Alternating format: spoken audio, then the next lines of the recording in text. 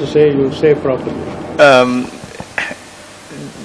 I've had some background on what we hope to discuss and achieve through this platform with Mr. Hariharan, but if there are some thoughts that have already been discussed, please bear with me. I think we have two categories to grapple with. One is, what do we want to achieve in a general sense? Specifically, who are the stakeholders in what we want to achieve? And lastly, how we want to achieve that. And I would place a fair amount of emphasis on who the stakeholders are, because that will give us idea of what we can do today and then better in 5 years or 6 years. It's my view that there is no perfect society, and there was no golden age, and there will be no golden age.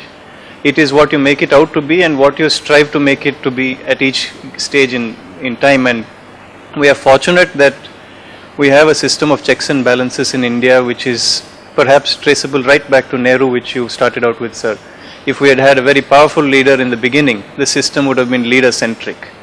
And now, sort of taking that to the nail, we should, I feel, try and empower these. I would identify three stakeholders as categories. I mean, please feel free to add.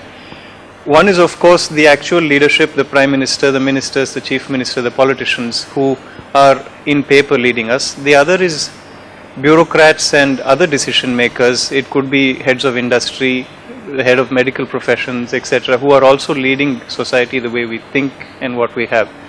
But the last and equally important is the civil society. It's what we demand that we get.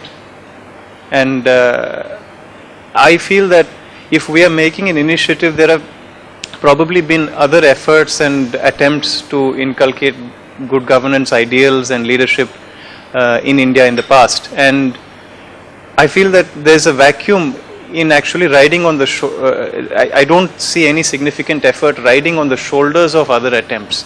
And so one of the things that I would suggest is that of all the many educational institutions around, we should try and deliver a module to every single student who's willing to sit in that class. Not for an exam, not for attendance.